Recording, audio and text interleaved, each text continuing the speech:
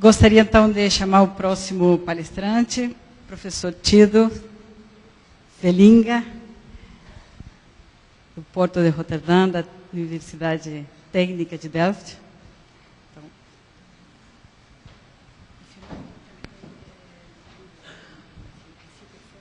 Use this one. Okay. Thank you very much, Susanna. Good morning, everybody. It is a great pleasure to be here. First time in Brazil. And my name is Tiedo. Some say Tiedo, I like that, but it's Tiedo Vellinga. I work for the Port of Rotterdam and Delft University of Technology.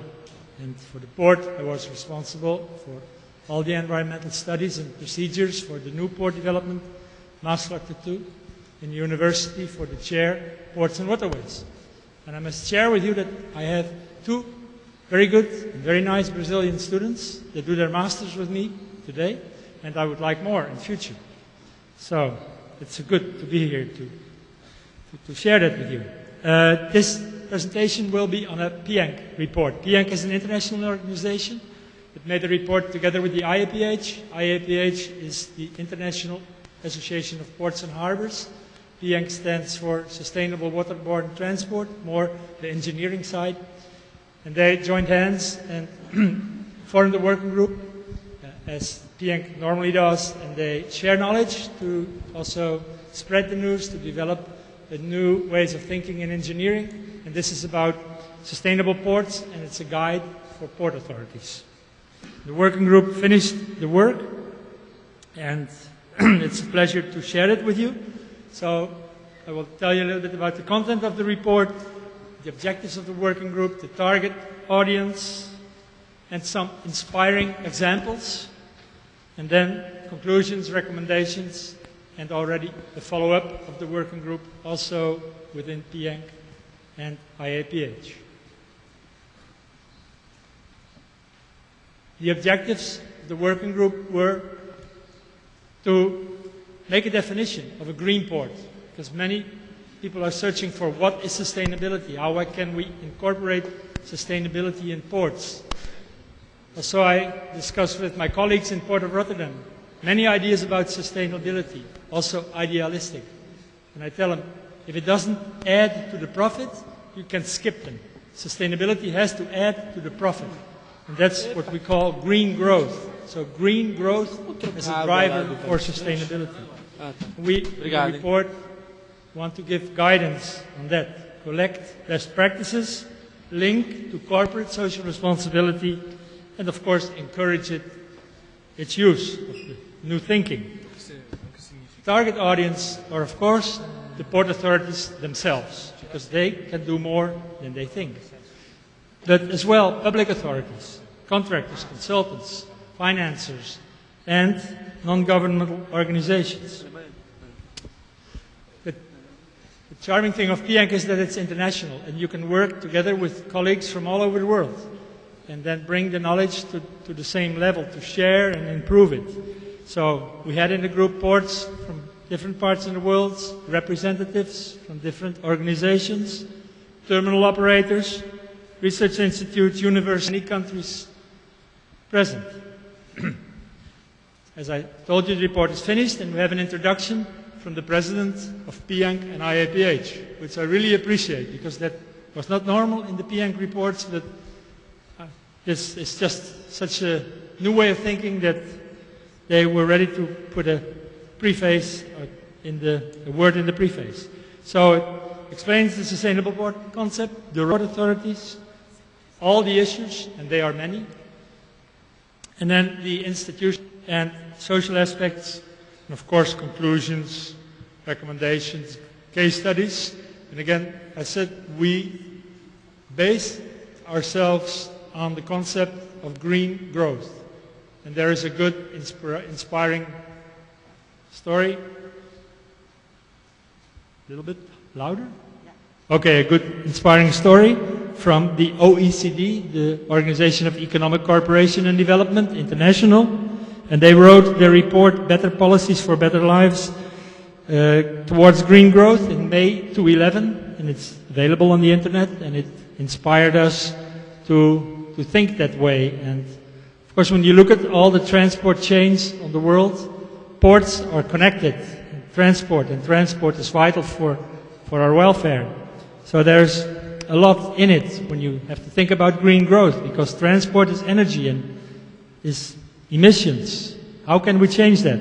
So we tried to make a definition of a green port, and I just go to the keywords, that it's proactively, not waiting, but doing things responsibly.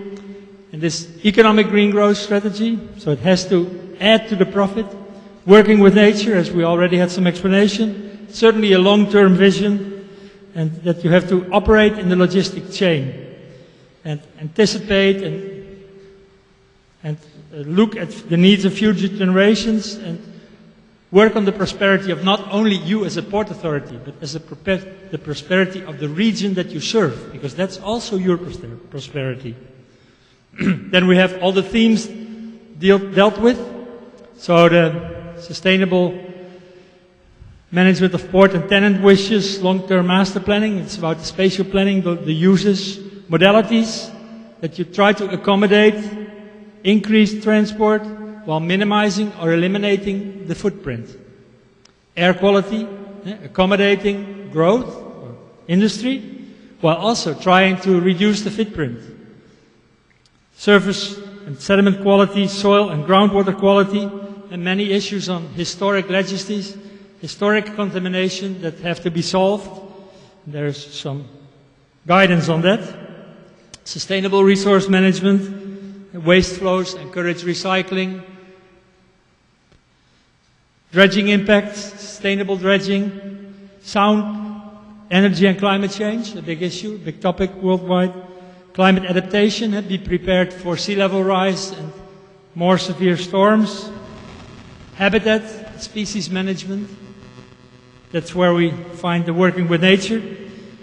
Landscape and ship-related waste management. So those were all the issues that the port authorities have to deal with, and their roles are many. They are, of course, the manager of the port, but they are also the estate owner. They are the economic developer, and they can set rules or can facilitate those things in a different way. They are the administrator, regulator. They can give incentives. They can give green incentives to green companies. They are the developer and manager of infrastructure, so they can influence the infrastructure, the networks in their ports to serve sustainability, but also to serve efficiency. And you are more efficient, you use less energy, you're more sustainable. They are the operator, they are nodal points on knowledge in the port, facilitator of innovation, and last but not least, they are a partner in the community. I want now to go to some inspiring examples that it's not really new, that things can be done different. And one is on the Rhine sediment management source control program. The other one is on the environmental ship index, the World Ports Climate Initiative, and the Clean Air Action Plan, the Port of LA. We have to go back to the 70s and 60s of the last century when the River Rhine in Europe was extremely contaminated. The life was almost dead, and Rotterdam suffered a problem, contaminated dredged material as a port. And we had to dispose this on land and had a lot of problems getting permits for the disposal. So we thought we want to do things different. We want to address the problem of a contaminated river. And not solve it at the end of the pipe, but solve it at the sources. So we made an inventory of all the contamination in the river. As a port authority, we went upstream, despite all the governmental things, governments, they didn't like what we did, but it was our problem. We wanted to solve another way, so we measured heavy metals contents in the river, different rivers, all the way up to Switzerland, Germany and France, and we saw high cadmium concentrations, as an example, in the river in the 80s. Then we made agreements. We addressed this to the public. We said, this is our problem, but in a way it's also your problem. It's a social problem. This contamination goes with the river, into the sea, into the estuaries, where you recreate maybe. So we have to solve this in another way, not end of pipe. And we made agreements with all the big industries, steel industry, chemical industry, pharmaceutical industry in Switzerland, to reduce the contamination 70 to 90%, all above legislation. The laws were there, but we said you have to be 70 to 90% cleaner than the law. And all the agreements were made. And 20 years later, we conceded we indeed reduced our contamination 70 to 90%. And now the River Rhine is more or less clean, the sediment is clean, and in the meantime, you can see here the sediment, the yellow is the clean sediment, the red is the contaminated, and it really has reduced enormously in those decades that we did this program. And at the same time, we built a disposal site, which is called the Slufter in the port of Rotterdam, the last one ever. But we don't even need to fill it completely. It's a little over half filled, but our problem is solved. And we now look at it as a symbol of a successful policy. Another example, the Environmental Ship Index. It's an initiative of the World Port Climate Initiative, IAPH. And it's to join hands as ports together to develop an instrument to promote clean shipping. So, incentivize clean ships, also above legislation. We developed a tool to accelerate the greening of ships. You have to have a tool to be able to incentivize. In that tool, we have a priority with air quality pollutants. Ships can score credits when they use cleaner fuels or have cleaner engines. And they get 0 points when they comply to the law, and they get 100 points when they have 0 emissions, and when they do some registration of fuels and miles. It's web-based, it's free for use, international applicable, and this is the result since it started. It was much more successful than we ever thought. These are the numbers of the ships that have more than 20 points over the last years. And still the numbers are increasing, and also the number of cleaner ships are increasing. We now have about 2,392 ships in the system totally, I believe. Yeah. This is a little complicated slide to overlook it all. The blue ones are between 20 and 30 points, the red ones 30 and 40, the green ones 40 and 50, and the purple ones above 50. So there are clean ships. Very clean ships, LNG ships, or catalytic reduction. There are incentive providers that give reductions on port use. There are now more than 30 worldwide, and amongst them, big ports like Antwerp, Hamburg, Los Angeles, New York, Rotterdam, and from the next year also the port of Busan in Korea.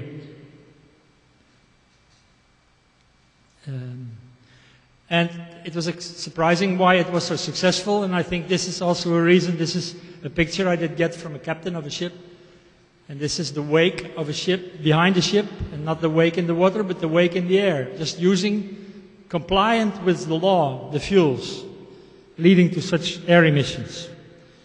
Future, this is not anymore possible. In IMO, this is not anymore possible.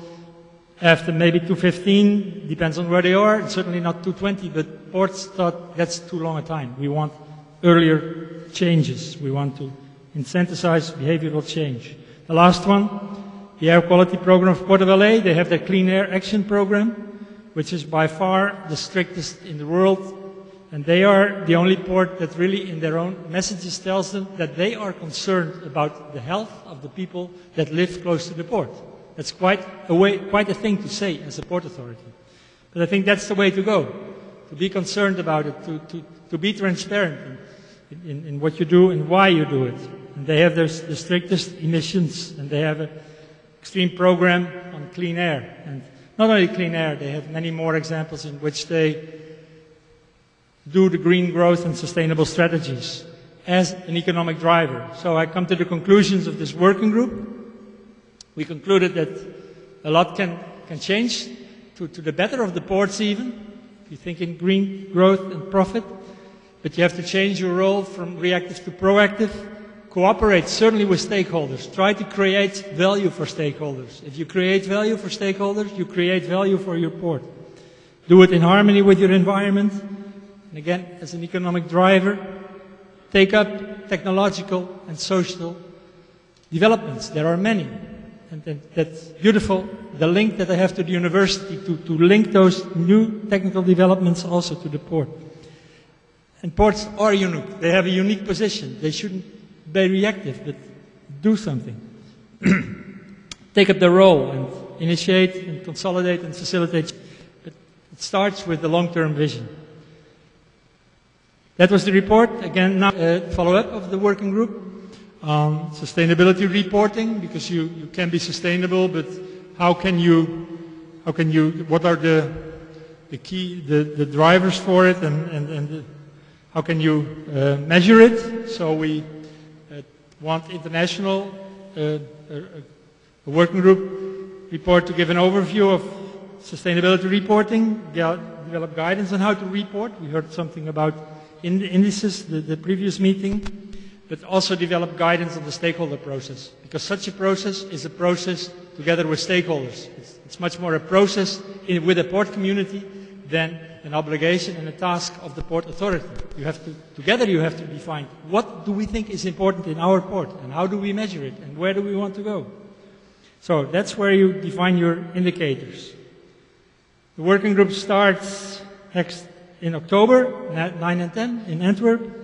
Chairman is Port of Antwerp, Chris de Crane, and there is still room for people to join if you contact PIANC or IAPH.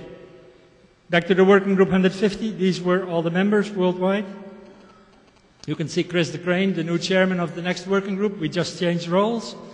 He will be the chairman of the new working group. He's from Port of Antwerp.